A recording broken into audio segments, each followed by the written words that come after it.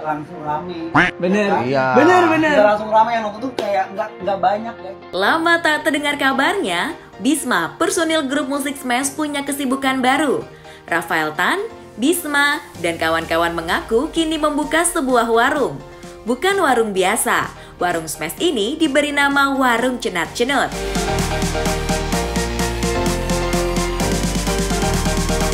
Klimanya kerap mempromosikan warung yang baru dibuka.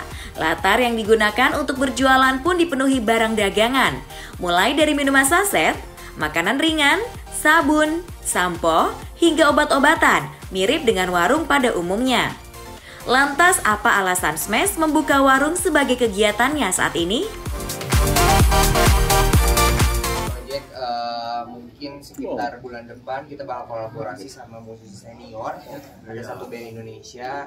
Kemarin kita udah sempat rekaman juga. Jadi mudah-mudahan sekarang lagi proses mixing. Terus udah gitu nanti mungkin kita akan bikin konten-konten buat project single selanjutnya gitu aja. Selama ini sempat vakum atau enggak sih? Nggak nonton. Kira-kira gimana guys? Mungkin jarang lihat kali ya yang bilang kita vakum. Cuma kita selalu aktif. Sekarang kita lebih ke main di sosial media. Terus konten juga kita masih ada. Terus tiap hari kita konten YouTube, konten TikTok gitu kan. Ya mungkin boleh di-share dan di-tap-tap. Kalau mau lihat kita mah pokoknya dilihat aja di Senin, Rabu, Jumat jam 8 malam. Yes, betul. First time kita bawa warung yang sudah kita ciptakan dari sebelum kemarin ya, sebelum bulan puasa ya. Sebelum bulan puasa itu untuk dibawa ke sini untuk nggak jelas bareng-bareng gitu, karena kita juga beneran jualan, udah dibikin satu warungnya juga. Ya sambil promoin film GJLSM juga gitu. Itu kan jadi satu hal yang menarik ya gitu. Jadi mungkin kalian lihatnya hanya kita jualan aja di TikTok segala macam, tapi justru kita lagi bikin IP baru. Di saat asalnya kita boy band terus tiba-tiba jadi akang-akang Sunda yang warung dan segala macam, ya itu keseruan yang lagi kita lakukan gitu. Ya, tadi keseruannya seperti apa bareng-bareng sama cast dari GJLS sendiri? Gak jelas banget tuh, orang disuruh jualan juga ada aja. Tiba-tiba pakai jas disuruh jualan. Tapi ada aja emang komedian ya. Berhubung garis merahnya sama-sama masuk sama konsep kita gitu ya kan. Gak jelas dengan konsepnya yang bodor gitu, apalagi di warung Cenat-Cenut dengan konsepnya yang apa adanya Smash gitu ya kan. Iya. Jadi aman banget dan masuk matching sih. Ya. Mas sendiri akan bikin lagu lagi nggak? Tadi Mas udah masih. Jadi awal lagi masih. Mungkin nabung juga yang lainnya juga. aktif di sosmed tuh untuk mengisi kekosongan ketika nggak ada off air atau on air di mana-mana gitu. Ya alhamdulillah, karena finansial juga cukup selalu ya. Kita terus pengen semangat banget untuk bareng-bareng. Jadi kita 2010 tuh kita tinggal bareng dan sekarang kita tinggal bareng lagi gitu. Jadi hal yang menarik aja gitu, bikin sesuatu di saat kita udah dewasa, mau ngapain lagi selain musik. Ternyata banyak kanvas-kanvas yang bisa kita lakukan gitu, karena kita basically performer gitu. Pengen dan seneng menghibur orang gitu. Tapi mungkin Karena kita emang warung sebenarnya mah. Tanyakan kepada Rafael. Sok nyari Sunda gerak teteh sok gerak. Ya, tak iya. Karena Rafael yang ini. Jadi apa ya, maksudnya kemarin emang sebenarnya kita tuh udah lama pengen punya bisnis bareng gitu. Cuman apa yang bisnis bareng yang orang-orang gak kepikiran ya gitu. Dan akhirnya nyeletuklah kita bikin warung gimana gitu, iseng-iseng aja bikin warung gitu. Tapi ternyata memang sambutannya juga dari teman-teman juga oke juga gitu, makanya dan orang-orang juga banyak yang gila Smash sekarang bikin warung Madura gitu. Jadi gampang digapai rasanya gitu. Iya, Dulu kan kayak sebenarnya dari iseng-iseng tapi ternyata ya lumayan juga ya gitu. Jadi selain makanya kita juga mungkin berbeda dengan yang jual-jualan online lainnya, kita tuh benar-benar yang mikirin gimana nih konsep jualan hari ini supaya gak cuma jualan aja tapi kita bisa menghibur juga orang yang nonton. Bahkan sampai bikin jingle untuk warungnya serius itu ya. Kita bercanda. Jadi kebanyakan kalau yang check out di warung kita tuh mereka ngelihat karena kita seru jadi ya udah check out aja gitu, padahal mereka juga nggak butuh-butuh amat barangnya. benar. Tapi awal terjun ke ya karena kan kita kan gak semuanya hafal kategori yang bakal dijual juga ya. Jadi banyak yang harus kita pelajari juga, entah itu dari kategori beauty lah, fashion lah, ya macam-macam lah yang harus pelajari. Kita sekarang juga masih bingung kan? Ada ini jadi kelucuan kita aja kalau misalnya lagi jualan deh. Salah kalau Iya, ada ngomongnya bang, dia paling sering ini gitu kayak ya udah. Karena kan harus cepet ya. Suka kayak gitu ya. harus cepet banget kalau ngomongnya. Jadi selama ini berarti udah 5 bulan, 6 bulan jalan 6 bulan. 2 tahun. Desember 2024. Tahun kemarin ke jalan ya, tapi sempat berhenti dulu ya kita ya. Dan respon dari para fans atau juga netizen gimana nih? Ada nggak sih yang nyindir gitu? Tetap ada. Ada pasti. Teman mereka aja sirik mungkin ya. Ya ngapain, tapi memang masuk akal gitu, ngapain ya gitu, boyband mau warung gitu ya udah Nah, biar jadi kita theater of mind mereka aja. Kita mah apapun yang dilakuin yang segitu apa lagi itu halal yang dilakuin nih Mau baik banget. ya. Tapi ngebagi waktunya jadi sulit gak? Aktif bisa sulit juga, terus punya usaha tadi, terus harus ngejalanin semester juga gitu kan, karena ada project yang akan dijalanin. Kayaknya waktunya justru jadi lebih mudah karena kita juga kan rata-rata satu tempat tinggal gitu, jadi lebih santai lah. Pun kalau yang enggak juga dekat banget gitu dari lokasi base camp kita. Jadi bikin sesuatu di situ ya udah kayak kantor tapi kayak rumah.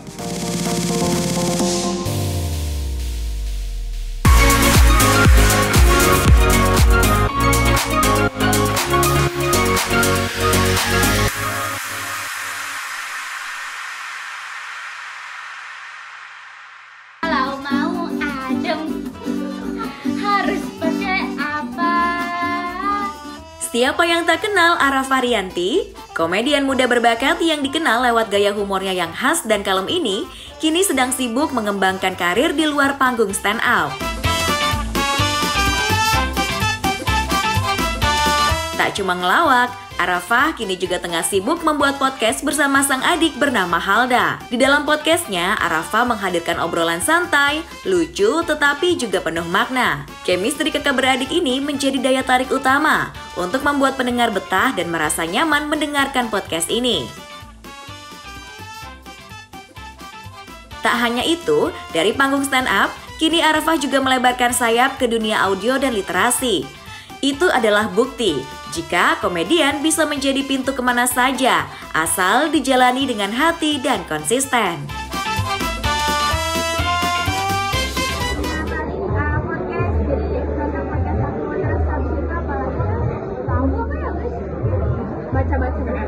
Karena mengisi kegiatan dengan podcast bisa dibilang untuk mengisi kekosongan kalau lagi nggak ada job gitu nggak sih?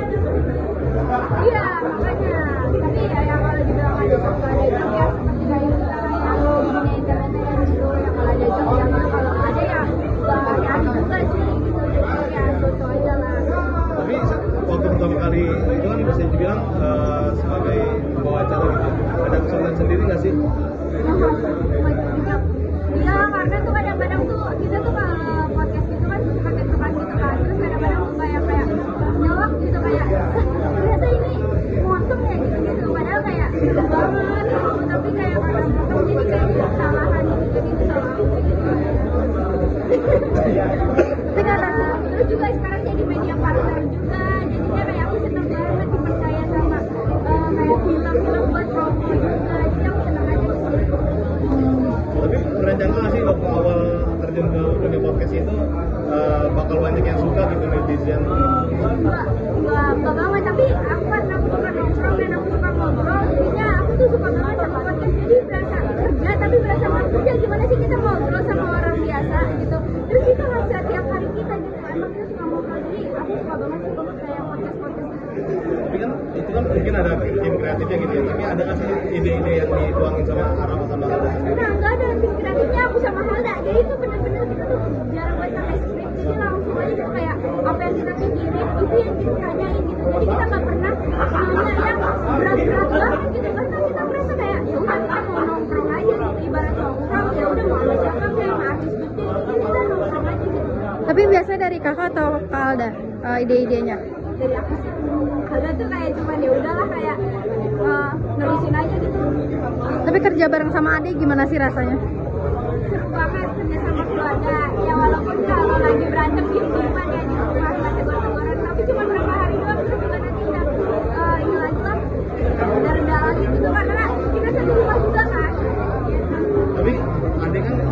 ikut. Alda kan jadi ikut terkenal nih. Dari awalnya emang Arafah pengen buat ada ikut terkenal di dunia entertain apa enggak sih? Iya sih, karena menurut aku ya semua orang bisa terkenal ya. Misalnya kayak kalian juga bisa terkenal gitu kalau ada yang unik gitu. Jadi menurut aku dia terkenal karena keunikannya dia sendiri. Menurut sang kakak nih, adik uniknya apa sih? Uniknya itu K-pop banget kali ya. Jadinya aku kayak ngerasa dia tuh ceplos-ceplos banget gitu loh bang. Jadi kayak wah emang udah dari sananya udah lucu. Jadi ditambah lagi sama gabung sama anak-anak yang sama lucu aja. Tapi nggak kelihatan sih, tapi dia kayak memperlihatkan kalau dia tuh bisa di dunia entertain. Sekarang dia lagi syuting film juga. Doain ya, semoga filmnya laris ya. Arafah sendiri mungkin akan ada proyek apa di dalam terdekat? Nggak tahu sih, palingan juga buku sih palingan. Tapi dalam proses penulisan, tapi karena kapannya doain aja semoga cepat. Jadi penulis gitu berarti? Ya bisa disebut kayak gitu, tapi dibantu lah sama orang-orang penerbit juga. tentang apa itu? Bukunya tentang apa? Tentang podcast juga, jadi itu buku aku sama adik aku. Nanti kayak kita bakalan cerita tentang kehidupan kita dan orang-orang juga bisa cerita di buku itu. Ini jalan umum ternyata ya. Tapi nyari inspirasinya gimana Arafah kalau lagi nulis gitu? Cari inspirasinya podcast itu. Bukan, Buku-bukunya ya. Nah itu dia, dari mana ya? Pokoknya ini cerita kita yang hari aja sih, kayak misalnya cerita yang kejadian-kejadian gak terduga gitu, yang kayak wah kok kejadian di gua ya, nah itu tuh biasanya kayak aja. Tapi lebih sulit mana nih? Mana istrinya? Lebih sulit nulis apa nge-podcast? Nulis. Kalau podcast kan kita ngobrol. Kalau nulis tuh kita pikir gitu. Jadi kayak kita baca lagi kok tulisannya jelek ya. Itu kayak aneh banget itu tulisan. Dan penulisan tuh ternyata susah itu gitu. Tapi dengan nama besar Arafah yang sebelumnya udah terkenal gitu, ketika terjun di dunia podcast dan sekarang nulis, jadi ada apa ya, sebuah keuntungan sendiri nggak sih? Keuntungan. Nama besar dari Arafah gitu. Gak tahu lagi keuntungannya apa, tapi ya semoga menghibur aja gitu keuntungannya gitu. Dan orang-orang suka udah sih doang sebenarnya sih, kayak kita tuh pengen orang-orang tuh suka aja gitu. Iya gak sih? Suka dulu baru nanti dia kayak bakalan kita.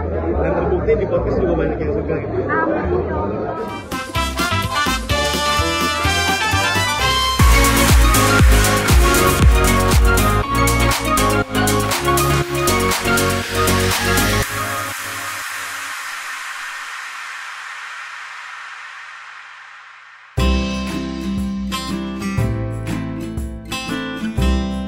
Di balik suara emas dan aksi panggung yang penuh energi, ada sisi lain dari seorang Judika yang tak kalah luar biasa, yaitu sebagai seorang ayah.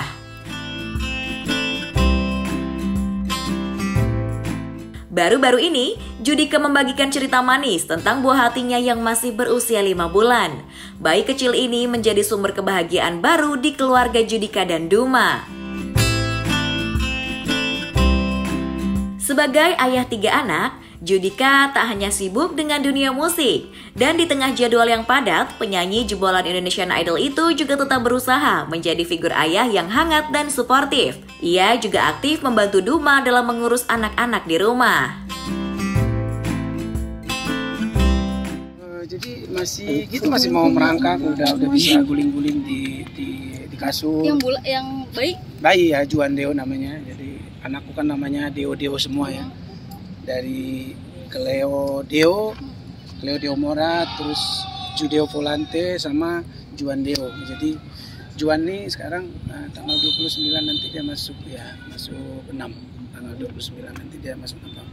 Jadi masih itu nanti mungkin 6 bulan dia udah mulai bisa makan. Sekarang gigit semua digigitin gitu. Jadi kayaknya udah mau ngunyah banget. Cuman mamanya kita semua takut dia kesedak kalau makan yang belum pada digigitin kain atau apalah gitu. Kita kasih sekarang kayak wortel yang keras, tapi kita lihat-lihat gitu, kalau dia mulai gigit, kita ganti. Ada juga kita beli yang kayak karet-karet yang memang. Gimana kesurannya punya anak bayi lagi nih setelah sekian lama gitu ya? Ya pegel lagi, begadang lagi, ini tidur. Aku kan sekarang anak-anak kan Cleo Deo kan juga selalu ke sekolah pagi kan. Mamanya masih ngurus anak, jadi aku tiap jam 6 pagi udah harus bangun. untuk siapin anak-anak mandi gitu, karena udah terbiasa dibangunin, belum bisa bangun sendiri. Hari ini juga mereka lagi ujian. Ya semaksimal mungkin lah kita temen, kalau aku kerja luar kota mau nggak mau mamanya kadang-kadang opungnya pulang ke saya di rumah untuk bantu-bantu cucu gitu. Jadi ya kita nikmatin aja, karena ya happy kan kalau Tuhan kasih karunia, ya kita nikmatin. Bang, kalau keluar kemarin ke Lombok kita liburan, tapi memang ya gitu, ada 2 kota kita pergi ya. Yang pertama ke Lombok tuh dia masih nyaman, tapi yang kedua tuh ke Bali dia agak-agak ini kupingnya masih agak-agak nggak nyaman di pesawat. Jadi kita masih lihat-lihat, jadi mungkin setahunan baru nanti kita. Tadinya kita bulan 6 mau pulang kampung, ada papa bikin tugu lah di kampung di Samosir, mau ajak gitu, karena ini mimpinya papa, tapi karena keadaan masih belum bisa ya, karena perjalanan dari Medan ke sana juga masih 6-7 jam, jadi kayaknya belum. Ditunda dulu ya? Dia aja nggak ikut aja, papanya aja yang pergi, jadi anaknya nggak. Kak Duma gimana keadaannya kalau kemarin sempet? Ya di rumah masih benar-benar total jaga anak lah, karena dia kan eksklusif semuanya, jadi ngurus sendiri ya? Ngurus sendiri, jadi ada babysitter sih, cuman selalu dia yang pegang. Kalau pegang aja, kalau kadang-kadang dibantu supaya, karena kadang-kadang aku keluar kota ada anak 2 lagi yang harus diurus. Kakak-kakaknya gimana? Iya, kakak-kakaknya suka jagain, karena suka kan, memang dari dulu pengen punya adik, jadi suka main aja. Apalagi si Judeo kan, selalu kalau bangun tuh pasti harus ke kamar adiknya, harus lihat dulu adiknya, terus manggil-manggil namanya gitu, supaya dia mau lihat kata-kata yang pertama keluar dari mulutnya siapa gitu, maunya abangnya, maunya kakaknya. Rebutan ya? Terakhir ternyata papanya dipanggil papa. Oh gitu. Siapa yang paling usil di antara berdua, Bang? Siapa? Di Judeo antara berdua. Judeo tuh yang anak nomor 2. Paling usil dia. Ya cowok lah biasa. Bang, kebiasaan apa nih yang paling kecil nih? Kalau sama bapaknya kebiasaan apa nih? Udah mulai ada kan? Ya ganggu kakaknya kalau belajar, terus kalau misalnya kakaknya nggak tahu ada hitung-hitungan atau apa, dia suka tuh jawab sendiri, jadi kakaknya kesel. Kalau dia udah tahu, suka ini aja pokoknya isengin kakaknya, jadi kakaknya marah. Judeo. Gitu kan, dia banyak tahu gitu soal itu. Dia suka nyolong jawab. Jadi ramai di rumah tuh makin ramai. Ya seru lah. Bang, mungkin update sendiri seperti jadi kan aku selalu pulang ke rumah. Kalau keluar kota kan aku pilih pesawatnya, kalau udah anterin mereka sekolah baru aku ke bandara. Jadi pulang pun aku minta pesawat paling pagi. Jadi kadang-kadang emang nyampenya mereka udah pergi sekolah, tapi pulangnya aku yang jemput. Jadi sebisa mungkin aku selalu tiap hari tuh ada sama mereka, kecuali mungkin aku lanjut kota gitu ya, aku video call aja lah. Ya mereka udah ngerti lah, artinya sebisa mungkin aku tidak kegiatan di luar, nggak ada. Selain kerja aku pasti ke rumah. Kenapa? Apa ada protes sebelumnya dari mereka sendiri? Enggak, karena memang mereka butuh papanya lah, butuh. Istriku kan juga butuh aku untuk bantuin dia capek banget itu. Jadi dan aku juga kan seneng sama habisin waktu sama anak-anak, karena ini nggak bisa diulang. Nanti mereka udah gede, masa-masa itu udah nggak akan ada gitu. Dan aku lihat banyak orang tua yang kadang-kadang kalau mungkin karena kerja terlalu sibuk, bisa ada gap antara orang tua sama anak, dan aku nggak mau kayak gitu. Aku kayak papaku sampai sekarang tuh, aku kalau papaku pulang aku peluk, lompat tinggi-tinggi dari masih ngeliat dari jauh. Jadi aku pengen cinta itu hadir juga di rumah antara aku dan anak-anak. Kak Duma gimana? Maksudnya jadi kurus bagaimana, saking capeknya ngeliat belum, istri dia gimana? memang harus total kan, harus makan banyak karena dia kan ASI kan, jadi harus dapat vitamin, dia mah nggak peduli, yang penting anaknya dulu. Nanti setelah anaknya aman baru dia mah cepet. Dia orangnya kan konsisten, dia punya dia kalau bilang apa pasti jadi. Waktu dulu sempet beratnya naik 100 berapa, dia bilang langsung dia tuh nggak akan cheating makan, dia akan jalan, dan ya begitulah konsisten dia, nggak kayak bapak saya dari dulu mau six pack nggak jadi kontak.